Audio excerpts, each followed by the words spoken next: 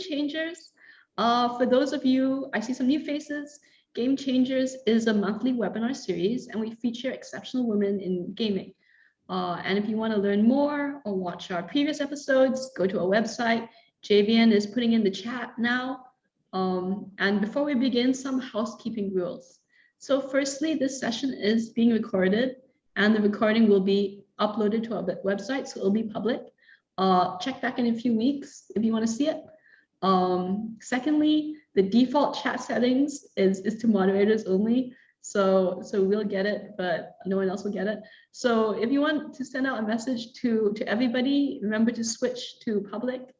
And thirdly, we'll be answering Q&A at the end of the session. So if you have any questions, just pop it into the Q&A feature, and we'll take it at the end. Then fourthly, we've just released a poll. So please fill it in, share your thoughts, share your aspirations. This is really helpful to us, just generally planning on further episodes. And fifthly, as usual, MiniClip is sponsoring 2 20-pound vouchers to active participants. And how do you qualify for a 20-pound voucher? All you do is ask a question or write something in the chat. We do this all the time, and we'll be doing a lucky draw at the end of the session. So this episode, we're covering a topic that Javian and I are both really passionate about, and that's how to start your own games company. We have 3 amazing founders. We have Carolin, we've got Martina, we've got Tara, and they'll be sharing their origin stories. So our goal today is to uncover practical advice about how to start thinking or acting on your entrepreneurship goals. It may be finding your startup vision, knowing when the time is right, working with co-founders, building a team or a culture. There are so many different aspects that are often quite opaque, but really important. So we're looking forward to these 3 ladies shining some light on the topics. And finally, we're not doing any shout out this episode, but if there are any would-be founders who have further questions after the episode, want some advice, want some angel advice, feel free to ping us, of course. I'm still fairly active in the angel community, but more importantly, Javian and I are always really happy to give any advice that we can. So without further ado, I'm going to pass it over to Javian.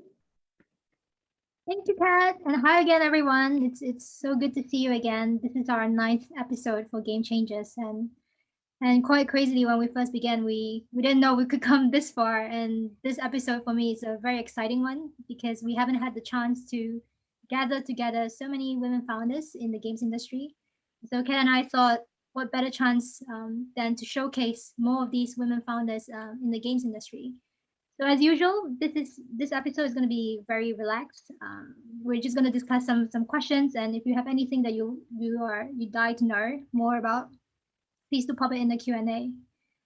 So again, very welcome to our speakers today. And to start off, I'm going to ask some of you some questions to begin with, directing you ladies. But of course, if you want to jump in and chip in after that, you're more than welcome to. So we'll kick off with, I guess, Tara today.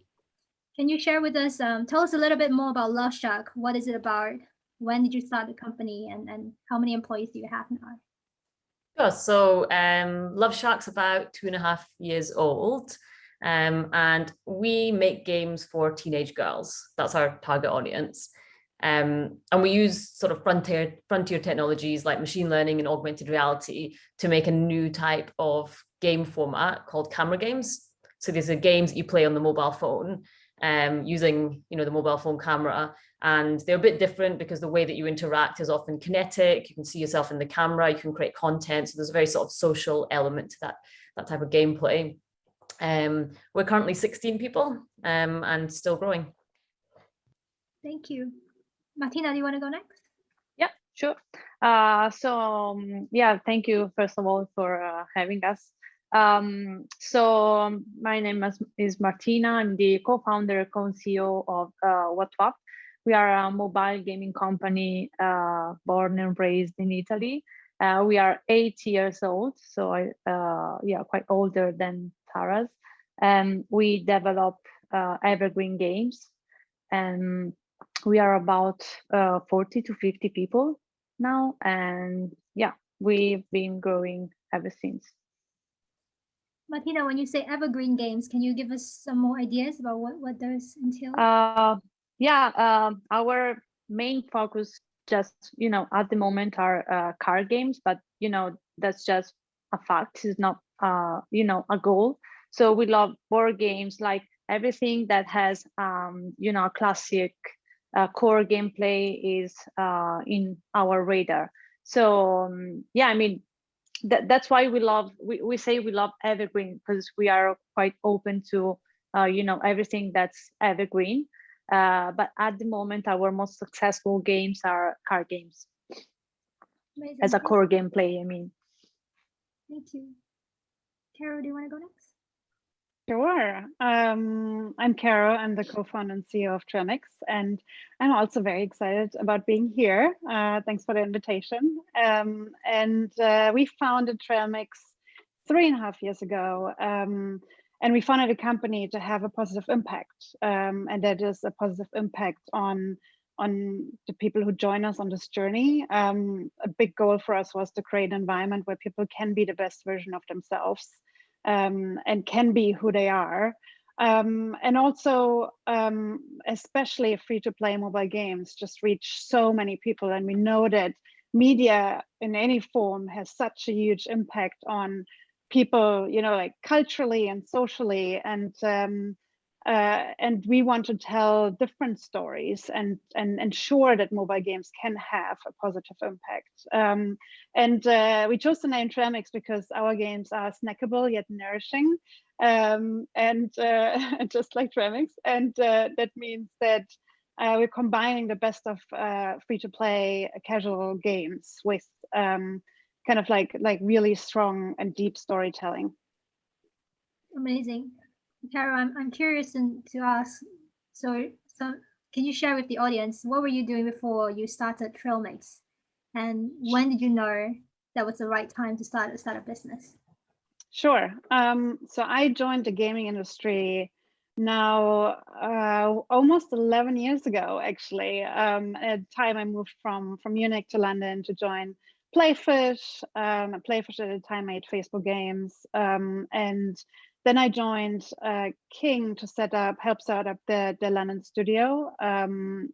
And Tristan, my now co-founder, actually was part of the team that set up the London studio. And we created Farm Hero Saga together there.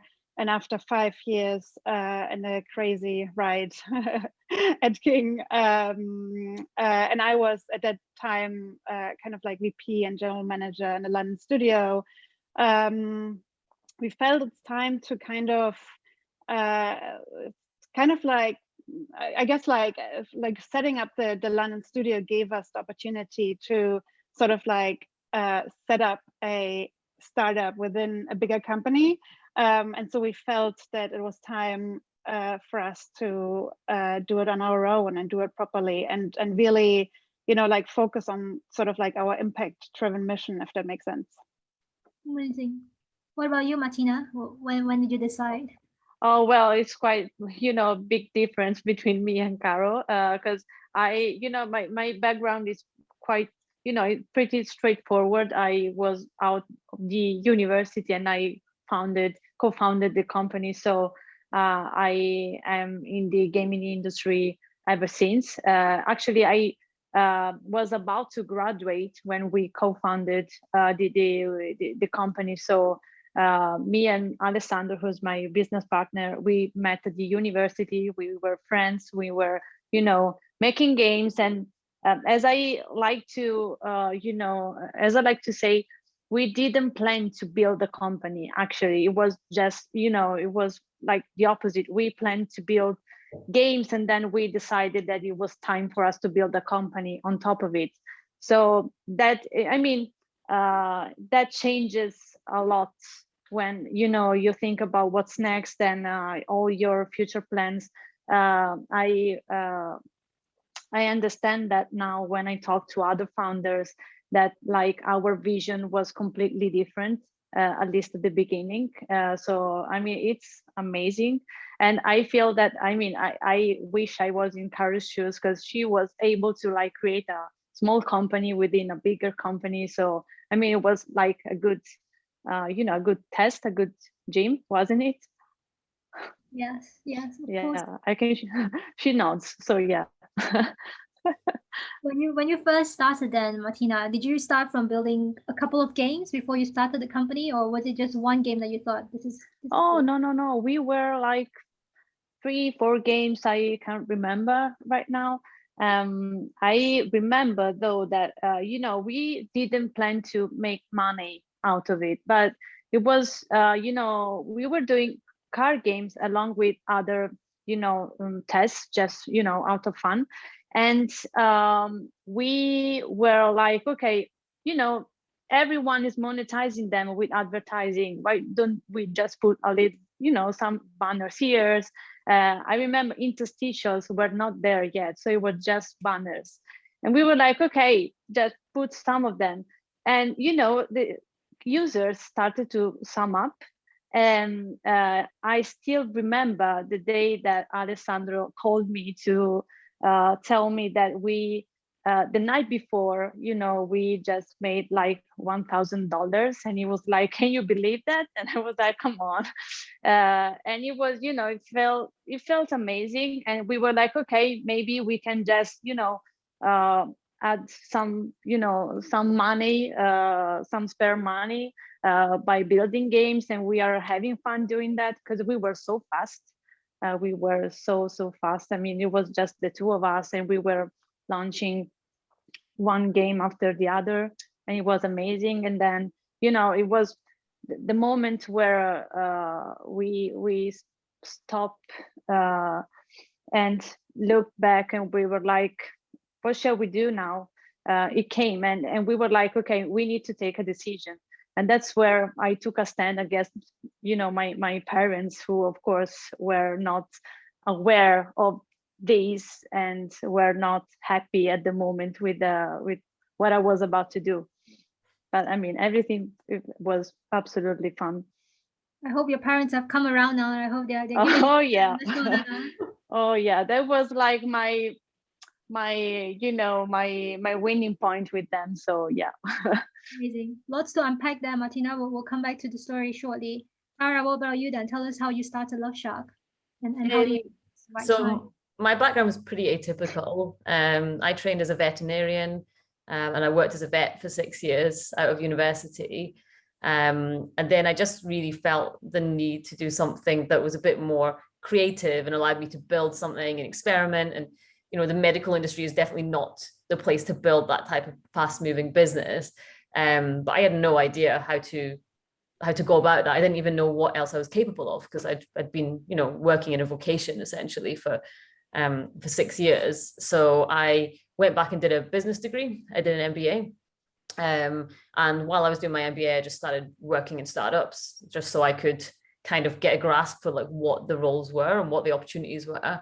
And then straight out of the MBA, I went to work at Blipper, which is was a tech company that was focused on augmented reality. So I spent 2 years there learning everything about augmented reality, producing a lot of different apps and content, some that did well, a lot that didn't do well. Great learning experience. And then, I met my co-founder there. He was an engineer, I was a product manager, and we kind of both just agreed that there was this massive opportunity to do so much more with these technologies than what was currently out there. And we just didn't really feel like most developers were doing a very good job of it. Like, we felt they were more tech-led rather than audience-led. So we were like, well, we know this stuff inside out, and we've had so much time to experiment, so let's just have a go. So we left Blipper, started Loveshark, and then just started creating little games together. The first game that we released got like featured by Apple within the first few weeks, and that gave us a bit of a boost and allowed us to raise that first check of investment and start to build a team. Did you have any days where you look back and thought, maybe I should go back and be a vet rather than what I'm doing now? No, never. I love working with animals, and being a vet is like such an interesting and challenging job. But essentially, like I'm the sort of person who needs a lot of freedom and needs to be creative. And when, you know, I felt like I would walk into the building and my whole day would be divided into 15-minute consultations. I had no flexibility on that, and it just like doesn't really work with my type of personality. I want to be able to break rules and try things, and you know, and run with things. And you know, that profession is really more like, okay, go into your room, like do a lot of good work, help a lot of people, but you don't have a lot of, I guess, of control or freedom. Yeah, I actually have a number of people asking about joining the games industry and what if they don't have a background in games industry. And I don't know if they're here today, but you know, look at Tara. You could be a vet and still work in the industry 6 years later. You never know when the time's going to come. But one of the things that came up when the three of you were speaking earlier was you all have co-founders and that you work with in the business. Do you think it's important to have one? And you know, what are your thoughts on having a co-founder and or not in your experience? Martina, do you want to go first since you started from uni? Oh yeah, I mean, absolutely. I think that's like the best thing that could have happened to me. Also because we have two very, you know, complementary personalities. So he's the analytical methodological guy, I don't know, sorry, and methodical guy, while I am the, you know, more impulsive and a bit creative. But you know, along the way, the two personalities merged a little bit, and we fought a lot, of course. But I think that's the best, because one thing that I learned is that the challenges that you face along the way are so peculiar that no one around you can really understand what you're, you know, what you're talking about, except from you know, your co-founder and your partner. I mean, that's the only person who can like connect with you on the same level and really feel what you're feeling. So I mean, that was a huge help for me. And you know, and since we are all women, and I noticed that we all have male co-founders, I feel like I want to share that my co-founder, he's, you know, the best. He's never made me feel, you know, anything less than him or anything less in front of anyone. He always empowers me a lot. So I mean, I totally love him, like professionally talking, of course, but I really I wouldn't know where I would be, you know, without him. So I really owe him so much. Yeah. What about you, Carol? Did you know Christian before King, or you started reading only during King's time? We met, he actually got introduced to me via a colleague from Playfish at the time. And but I didn't know him before. And so our relationship started as a professional relationship. And I guess also when we joined King, we were under quite a lot of pressure because like the expectation was that within 6 months we build a team and we launched Famira Saga. And so I guess we started off in like quite a like intense, stressful situation, and had a lot of ups and downs during the time together, obviously, right? But I think what we realized was that even during our kind of like worst times, we always trusted each other and we always had each other's back. And when we then started about founding a company together, I guess that was one of the most important things for us, right? Because I agree that your co-founder is really the only person who you know understands fully the situation that you're in, and you have to fully trust each other. And I mean, you know, starting a company and running a company is so hard, and I don't think I could do it without a co-founder who just always has my back and who I always can talk to. And definitely, even though we started off as co-workers in a sense, obviously our relationship is such a strong, like I also would say, you know, like as Martina, like I love Tristan, you know, as a co-founder from a professional point of view, but it's just such a great person, and he makes me a better person as well, and I just really love that. Amazing. I'm curious to ask because you've worked under so stressful situations with him together. How do you sort of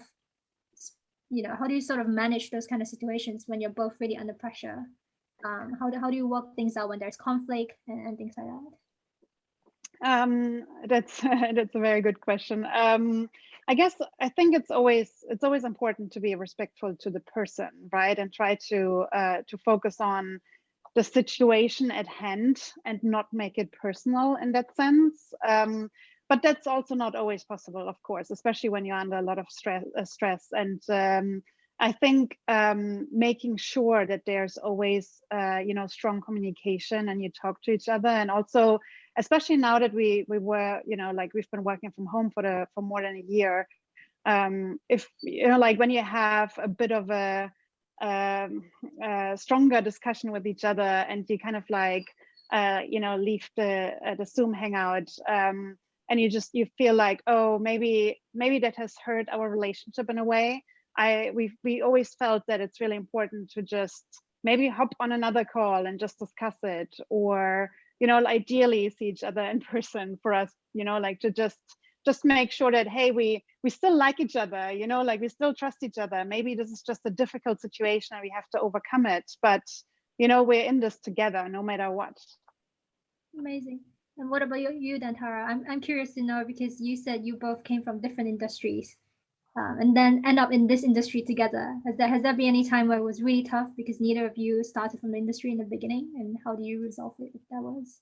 Yeah, so my co-founder Sam, he studied astrophysics, and I was a veterinarian. So when we started this company, people were just like, really? Like you're a bit like overambitious, like you need game experience. So yeah, definitely when we were starting to like raise our first bit of funding and things like that, like we got a lot of like skepticism. But I think like we basically just acknowledged that, yeah, there was going to be gaps in our knowledge and that we would hire people to make up for that. And we were quite upfront and honest about that. But also, I guess, whilst acknowledging the fact that actually having a fresh perspective can bring really good sort of innovation and you could tackle a problem in a different way.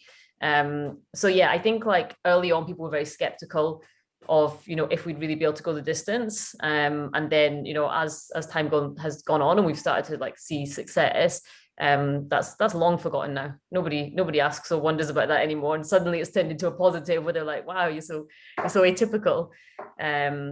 But yeah, I definitely echo sort of Martina and Caro's points in that I personally couldn't do this on my own. I know there are founders that are sole founders, and maybe they operate in a certain way and they like that, but for me, definitely having the support of a co-founder and just being able to like, I guess, like have complementary skills. And I know that Sam has always got the tech side of things covered, and he knows that like sort of like product strategy and business side is covered by me, so we can both focus on what we do best, but then coming together when it comes to like sort of the vision and the values and those sort of things. So it's it works really well. Thank you. I think speaking of vision and things that you want to do, let's talk a little bit about your teams. So you started off working with co-founders at first, just maybe 2 or 3 of you.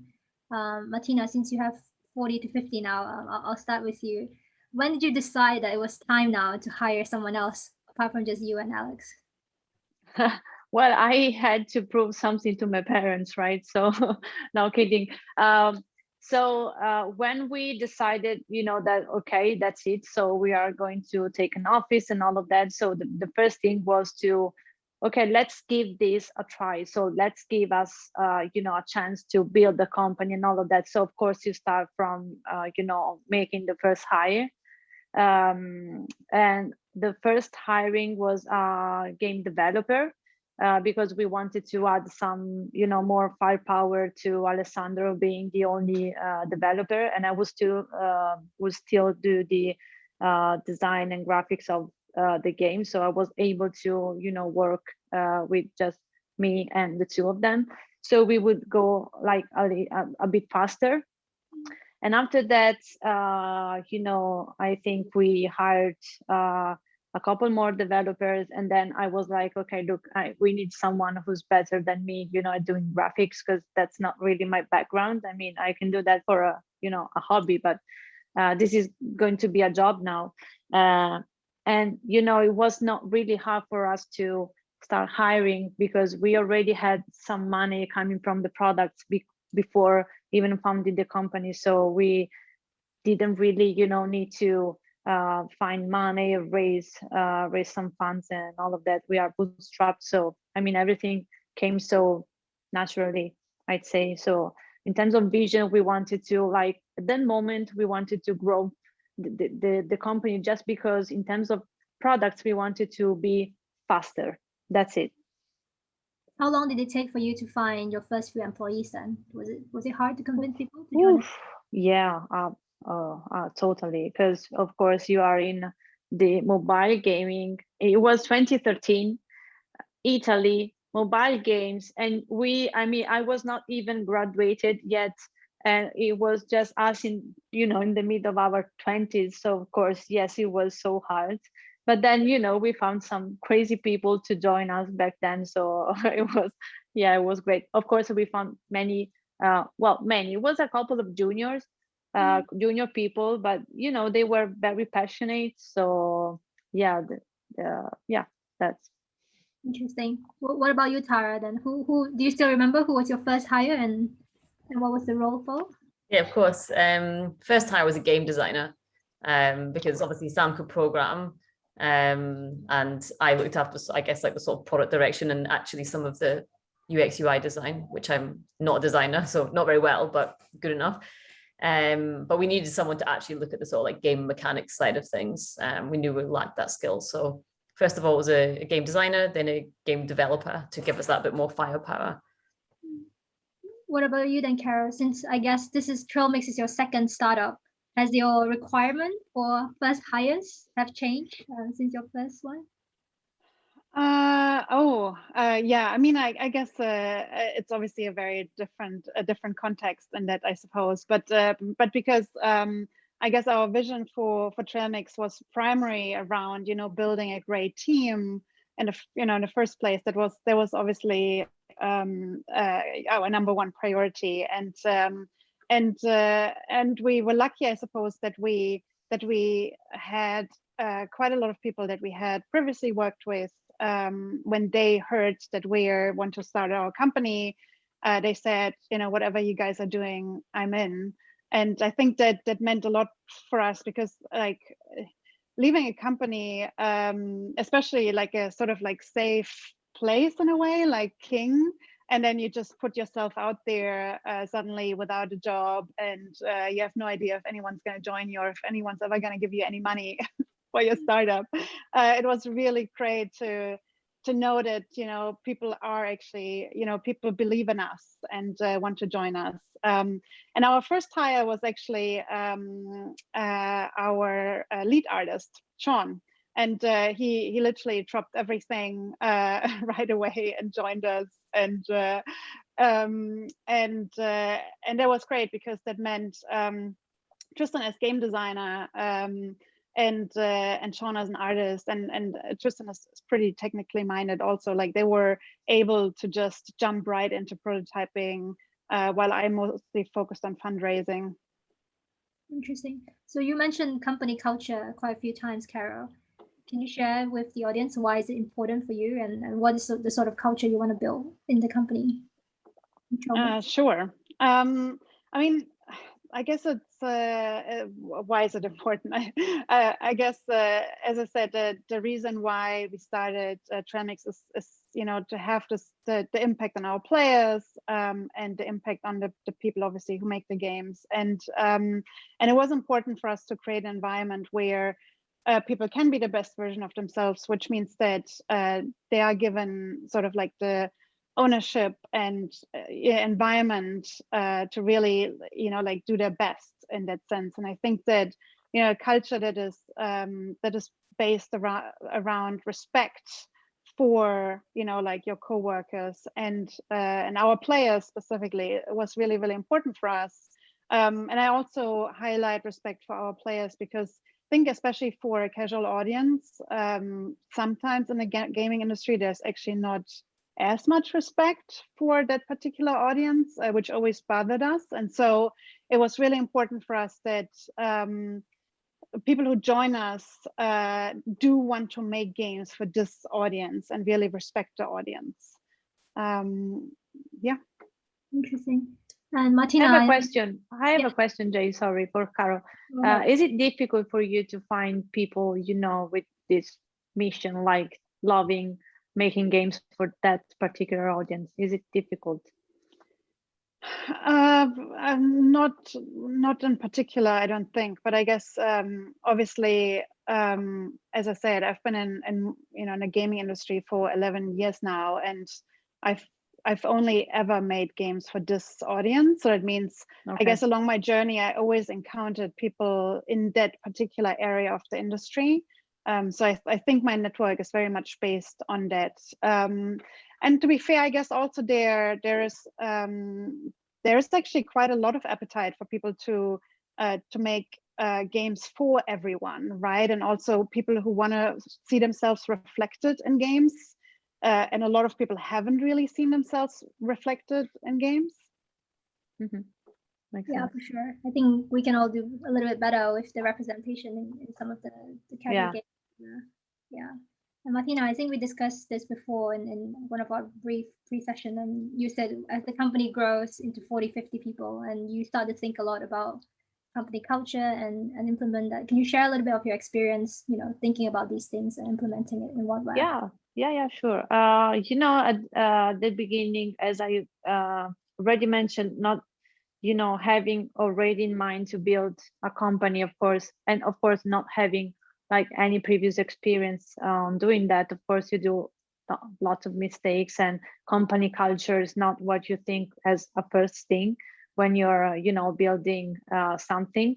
But then you start to realize how important it is. And then I remember when we were about 10 to 12 people, then we were starting, to think about, okay, we needed to realize what company culture is, which you always hear about this, but nobody tells you what company culture is at the end of the day. And then you realize that, at least for me, company culture means what kind of behaviors you want to see in the people around you, right? So what kind of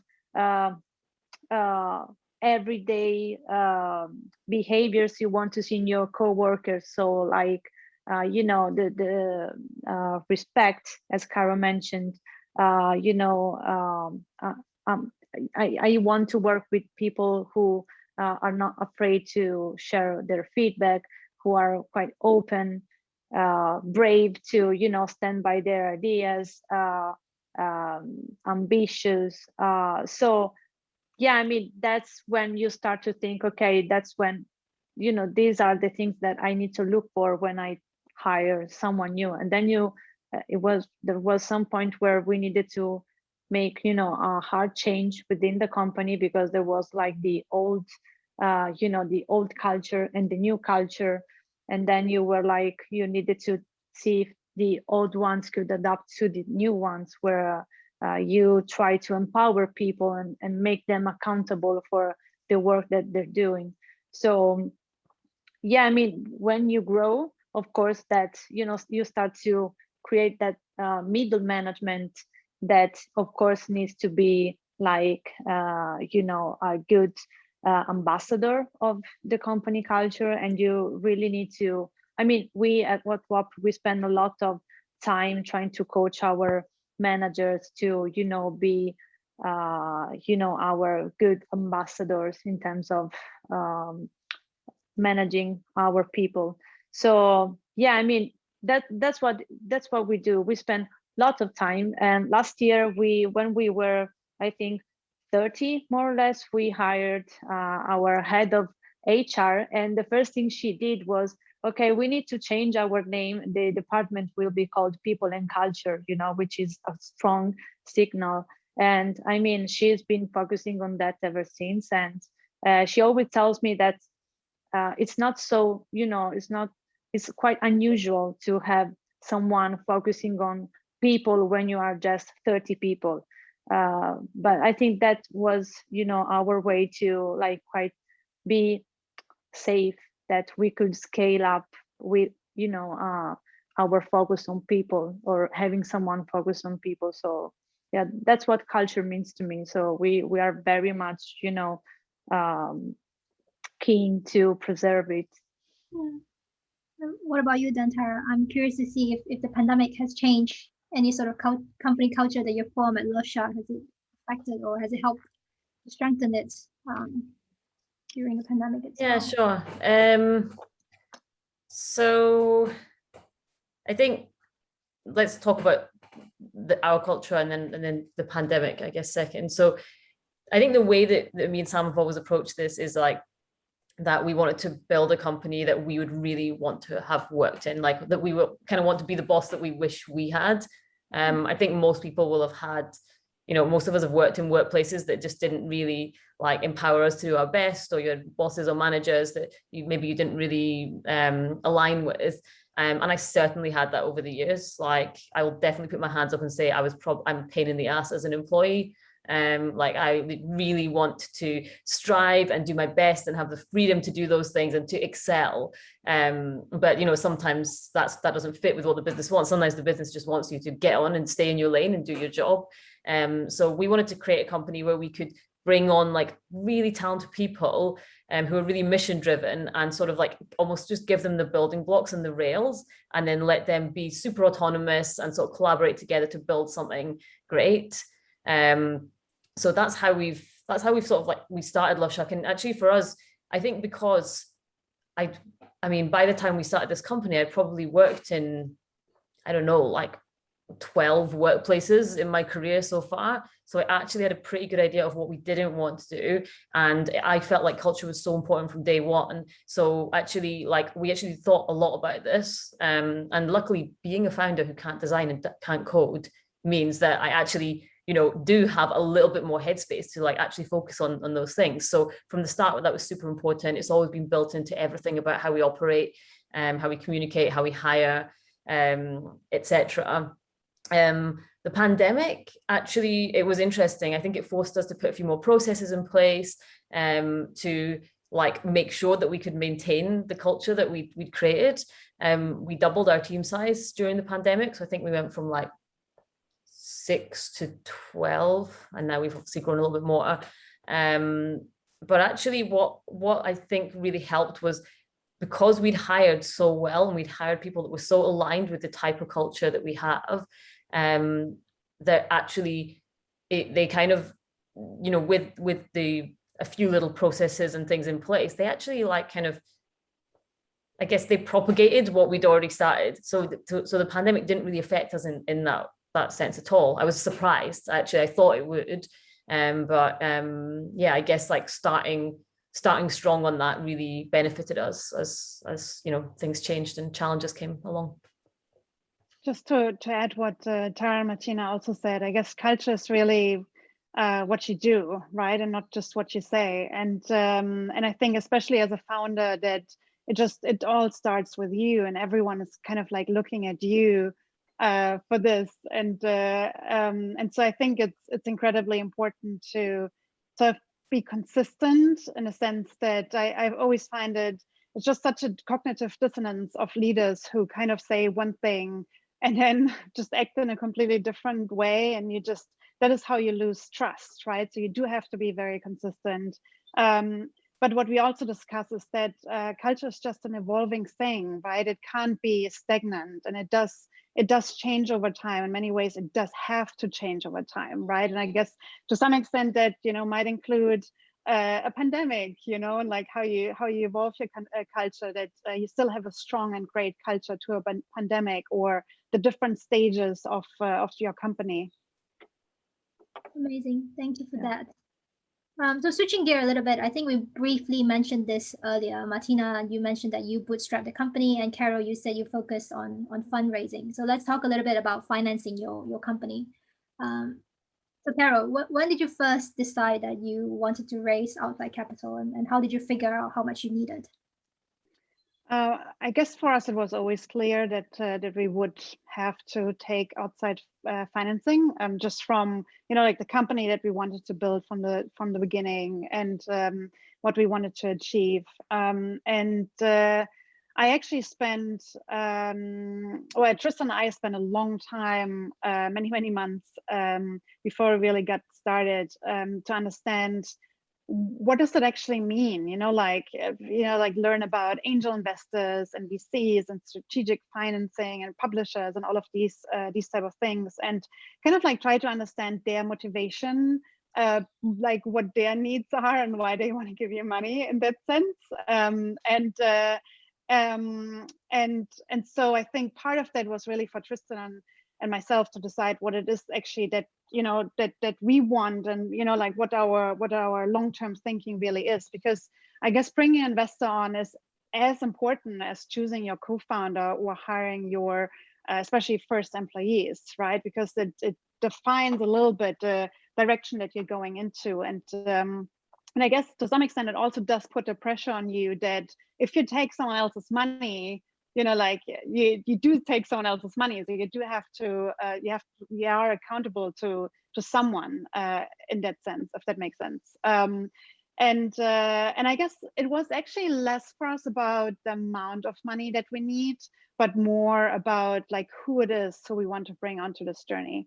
And I guess we were obviously very lucky that we found Supercell, who's our investor, because they're just so aligned in terms of like our long-term vision, how we see teams, how we see culture, and they've been just incredible over the last few years. Amazing. And can you share a little bit about how you work with Supercell? Do they help you support in the stuff that you want to design? Do they help set up your teams, or how does that work? That relationship work? Sure. I mean, they're obviously very, very trust-based. That is how they operate internally, I suppose, how they manage the teams. Every game lead is effectively their CEO in a way, and they have full accountability and decision-making power. And I guess that is legitimately how they work and how they see things. And so they're putting so much trust in us, and they interfere as little as possible, but try to help as much where they can effectively. So I guess it's very much about, you know, like where do we have what are the areas that maybe for a small company it's hard to figure out, but for a big company you just do have the resources and you have the access to that anyways. And then see where it makes sense for us to tap into that, but also just you know, like the whole, I guess, Supercell portfolio and like the other investee companies are such an amazing kind of like network for us to just talk to other founders who are in a similar situation, or just have our data scientists talk to each other, or our designers talk to each other. It's a really great community. Amazing. Just before I let you go, Carol, can I just ask, can you share one more tip, like with the audience who wants to secure funding from Supercell? What do they have to prepare for or get ready with? I guess it's all about the team for Supercell, and it really is all about the team. And I guess you know, like if you, I guess it's really, and in terms of like the long-term sort of like focus, when people want to focus on the long term, then it has to be around teams, right? Because only teams make amazing games that can be successful. So I think really the sort of like the long-term focus, the vision around like what kind of like team you want to build, and you know, obviously the you know, the player focus and making high quality games, but it's really about the team and building a team that Supercell can believe in. Amazing. So top tip for anyone who wants to, I guess, secure funding from Supercell. Tara, can you tell us, how did you fund your business initially? Did you get investments or did you bootstrap? Yeah, so we raised investment. The first few months, Sam and I just lived off our savings while we tried to, you know, get that investment secured. And really, like, I mean, we've done 3 rounds of investment since we started the company. We ideally would have done one big one at the start, but we were so unknown that just wasn't really a possibility. We weren't really able to go out and raise millions then. So we started with a small angel round. Definitely took a lot of time, and it was just a case of like getting the first person that was sort of credible to bite and show interest, and then it became much easier. So our angels, about 50% of them are from games and 50% are from like other types of businesses like tech or other types. And then, from there, as we started to build and validate more, we were able to raise, a pre-seed VC round from Hoxton Ventures. And then eventually last year, our seed round from Index Ventures.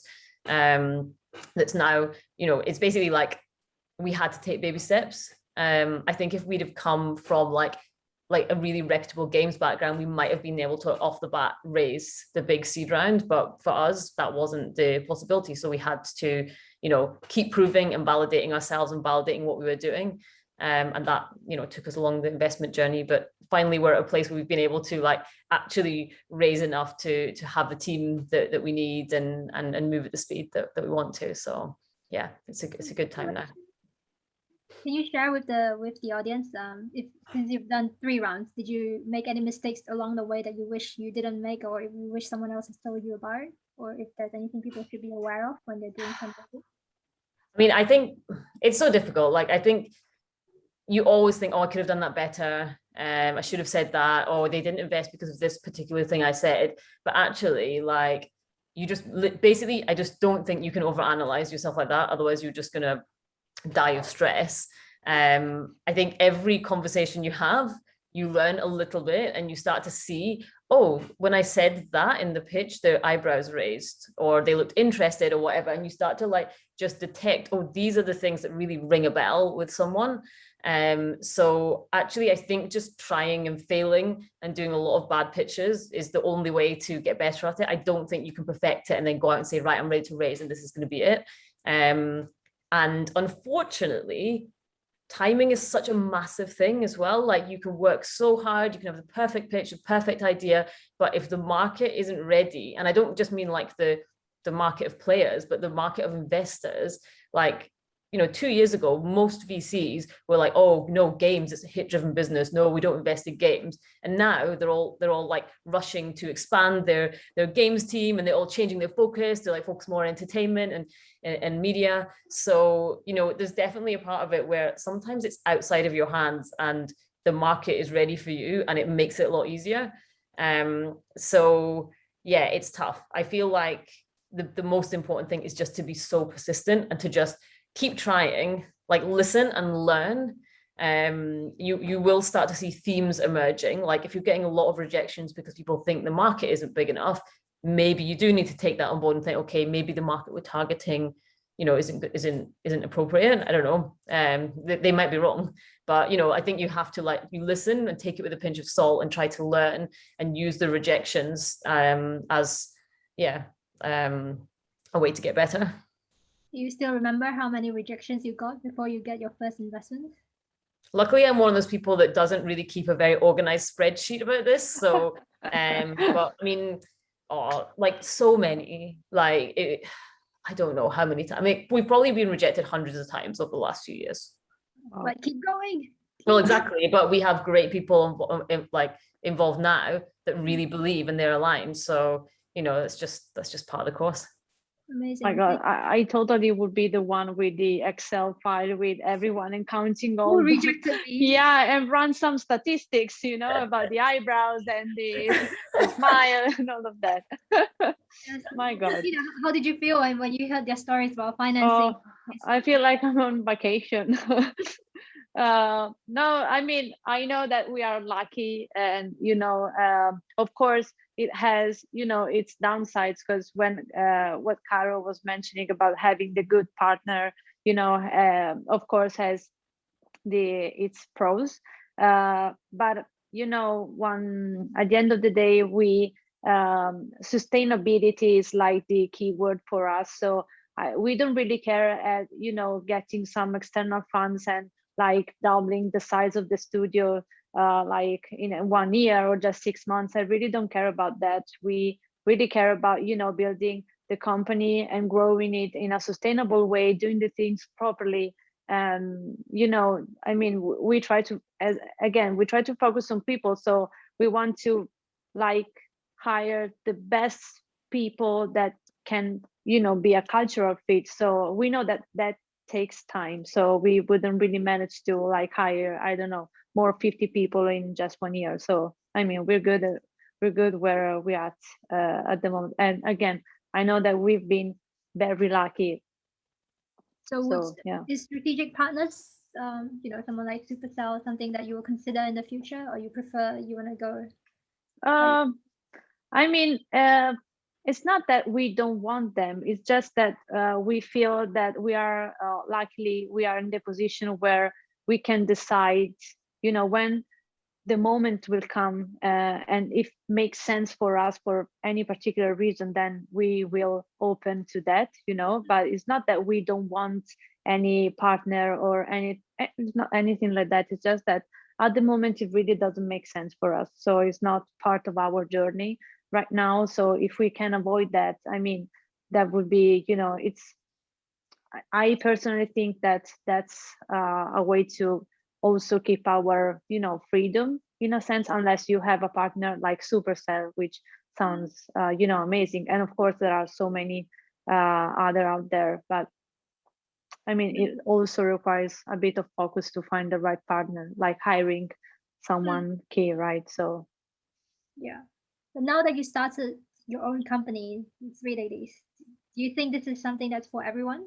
no. You know, what are the qualities that you think a startup founder should have then? No, I think that, you know, you really need to be ambitious. I think you really need to think that this is what you want to do. And there are so many days where I think like, why did I do that? You know, why did I do that? Why I don't, you know, do something simple as, you know, anything else. I don't know. So yeah, I don't think that's for everyone, but you know, it's not just, of course, a gaming company, it's a company in general. It requires lots of effort and it's so challenging. And the fun part is that challenges are always different. So you need to be always like, you know, they're ready to get the challenge and to you know, face it. So it really requires perseverance. I don't know. So you really need to be focused and committed to the choice that you made. Yeah. Yeah, I agree. You have to be pretty resilient, right? And I guess to Tara's point also, like people say no to you all the time in so many different situations. And to be fair, like also if no one would say no to you ever, then you're probably making a mistake, right? And you're not trying hard enough effectively. But I think that is really something that you have to get used to, because when you work for a bigger company, for example, you don't put yourself out there in the same type of way, right? And it can be pretty scary. And at the same time, it is also incredibly satisfying. So I think if you're up for the challenge, and it definitely is a huge challenge, then I think it is literally the most fulfilling thing that you can do from a work perspective. Yeah, agreed. Tara, I see you nodding. Yeah, I mean, I really can't imagine doing anything else. Like if I had to go and get a job tomorrow, I have no idea what I would do, because I just love the sort of freedom and the ability to create and the ability to build something that's different, and I guess prove that your vision is valid. That's something like so like inspiring. It's definitely not for everyone. I think that like one of the most important things you really need, not just to start the company, but to be able to cope, is just to have so much optimism. I think that's like quite a common trait in founders, is that they're, almost optimistic to a fault, because things go wrong all the time. And, you need to be able to like almost just like discount that a bit and say, but no, it's okay, because it's going to get better and the future is going to look like this. I think like if you internalize and sort of brood over those things, it will crush you. So I think, yeah, you need to be optimistic and brave. And brave doesn't mean that you're confident about overcoming the challenges. It just, you know, like you can still be scared and be brave at the same time, you know, it just means that you tried anyway. So yeah, I think that is those are such important qualities. Amazing. Thank Yeah. you for sharing. As always, I always don't know where the time went, but we really have only a couple of minutes left, so I'm going to open up the floor to our attendees to see if anyone has any questions to ask the ladies. I have a few here that's been sent to me that I'm going to read out, but if you have any other questions, please do let us know. It can be anonymous. So one of the questions that we have here is, now that you've all run your own company and have some foresight, would you say there's a good point or trigger to try and start a company, or would you have taken the jump earlier? I guess this is probably more relevant to Carol and Tara. Carol, do you want to go first? Sure. I guess it's that is clearly a very individual thing, demonstrated by, I guess, you know, like the different sort of like paths that we took. But I mean, for me personally, the timing was really great, because I guess, I mean, first of all, I came also from like outside of the games industry, and I was jumping between like quite a few different sort of like areas. And my last job was in banking, mergers and acquisitions, actually. So completely different. So I had to find the gaming industry for myself first. And I guess then, obviously, it was important for me, you know, to build up this network and learn from others. And I felt that working for Playfish and King was just such a wonderful experience. And also to some extent, I mean, of course, like the experience at King was actually really different from starting my own company, because it's still, you know, as part of a company. But at the same time, it did allow me to make a lot of mistakes, and learn from those mistakes. And of course, I'm still making mistakes, but, you know, like hopefully not the same in that sense. And so I think when we started Trailmix, it was just a really great time, just from our experience perspective. We knew what we wanted, what we didn't want, who we wanted to work with, what our focus was. Thank you. And you, Tara? Oops, sorry, I think you're on mute. Sorry about that. Yeah, I think that you there's never a time where you feel ready and feel comfortable to make the leap. So I think that you always need to do this. Well, if you're going to do it, you just need to be comfortable with the fact that you are going to be learning along the way, and it's not going to be perfect. In terms of like a good point or trigger, I think one is if you feel like you've found a good co-founder, especially if you've worked together. I think that's just going to give you that, you know, support. And I guess if you've worked together, you've already got that sort of like test run that's going to be, you know, potentially a good working relationship. But outside of that, I don't think you're ready, like ever ready. And I think you learn the most just by doing it. When I left Blipper, I thought about going to work in a game company, and I thought maybe I should just go and do a year in games. Like, and to be honest, like everyone I spoke to, like of my friends and mentors, etc., was like, yeah, that's a good idea. Why not get a bit more experience, whatever. And then I spoke to one person who was like, don't be ridiculous. Nobody builds anything great by just like, you know, going down this sort of like perfectly planned path. Like, look, I mean, I know that Facebook's sometimes not always the best example, but like, you know, Mark Zuckerberg didn't go and work in social media company for a while before he went in and launched Facebook. So, and actually that was, I think I asked so many people because I was kind of waiting for someone to give me that prod. And then I was like, actually, no, I want to do this. So sometimes I think the advice that sounds really like the advice that you could go and tell your mom, like, oh, I'm making this decision, and this is sometimes if your mom's going to agree, then you're being a bit too safe. So yeah, I think you do sometimes just need to have a go and see, and like, yes, you might fail, but like that's just part of, well, not part of the fun, but it's just part of the journey. Like, yeah. I have a question to add on top of that. What do you guys think about having a plan B? Like, I hear lots of people, you know, having, you know, this startup, but as a side job while keeping their primary job. What do you think about that? Because I have my opinion, but I think we'll agree seeing how you're.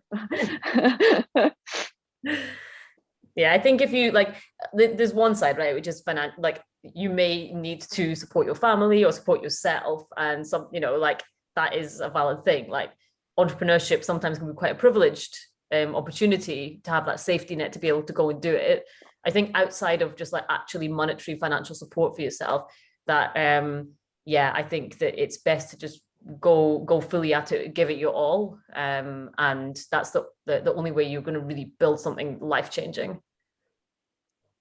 Yeah, Okay. I absolutely agree. And also to Tara's point, I think if I had known that a startup, like founding my own company, was an option earlier, maybe I would also have done it earlier. I just don't think I knew that it was an option, if that makes sense, right? I wasn't aware of it. And so definitely. Martina, do you have any side business that we should know about as well? No, absolutely. But that's one of the advices I give to other people, like don't start anything if you already like have a plan B, or if you have this as, oh, well, if it works, then I'm gonna, quit my job. I mean, that's not how things work. I think that's my opinion, at least. Cool. So we have another couple of questions here. So one of it is Caleb is curious to know, I don't know if I pronounced the name right, apologies. He's curious to know, or she is curious to know, when building these games starting out, is there a particular point or KPIs that tells you the game will do well in the industry? Do you know what works based on your prior experience, or do you keep developing games until something hits? Martina, do you want to go first?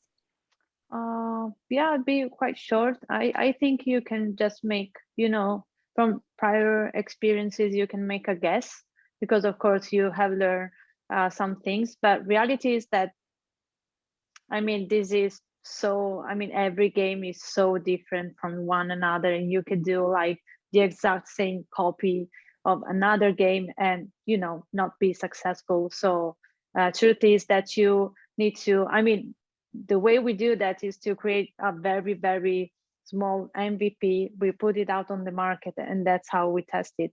And then you start to see how the market is responding to that. And when you feel like it's quite it's time for you to spend some money on it, then you can start looking at ROAS. But that's just like already on, that's a second phase. The first one is just like put it outside and just, let's see what the market says. Don't test it with your friends or family, because that, in my experience, that usually doesn't work. Anything else to add, ladies?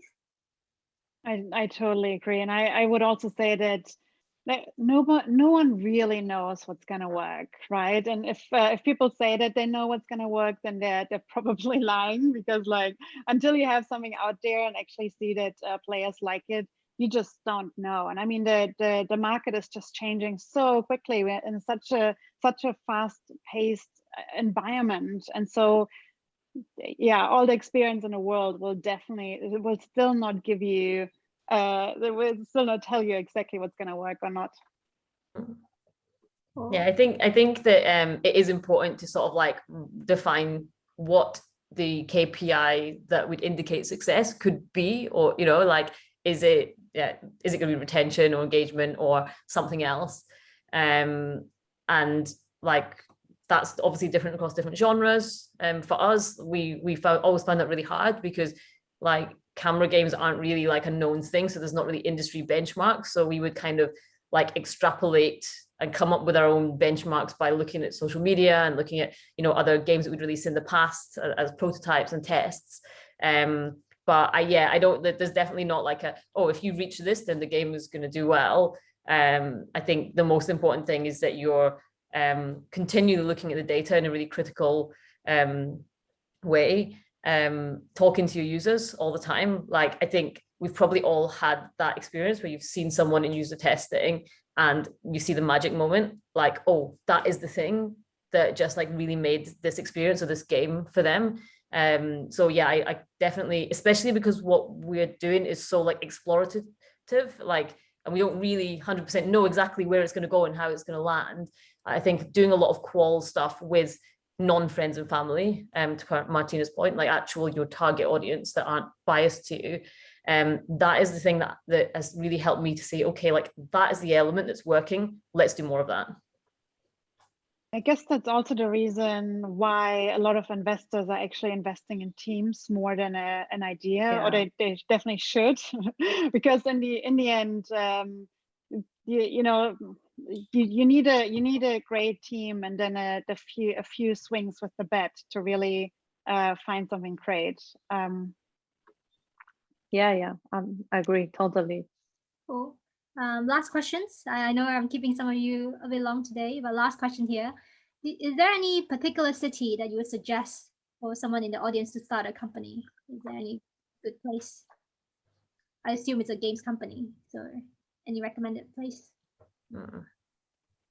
Not really. I mean, one, obviously, I think where you can get talent. So if you have a network in a particular place and you think that it's going to make it slightly easier for you to hire a great team, then that would probably be a good way to start. But obviously, we've seen with COVID that like a lot of studios and a lot of companies have gone fully remote, and that can work really well. So I think it's based on where you have network, if anything. What about you, Martina? Italy? Not Italy, of course, because you would struggle so much to find, hard skills and sometimes also soft skills. So everything outside of Italy is, no, I'm kidding. I think Germany, I'm looking at this from, hiring point of view, or, market size point of view in terms of gaming companies. I would say Germany, and if you prefer like warmer weather, I'd say Spain maybe.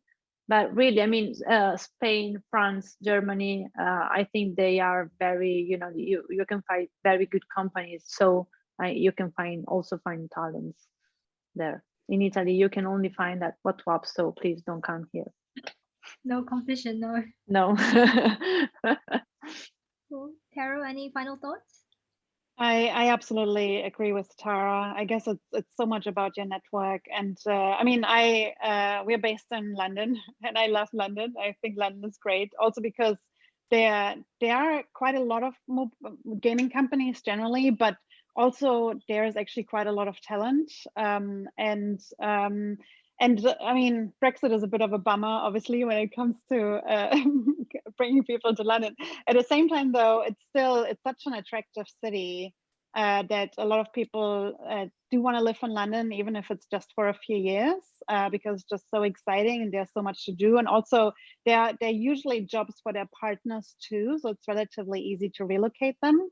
But yeah, in the end, if it's, like Berlin or London or Paris, or I guess it really depends on where your co-founder is, where your network is.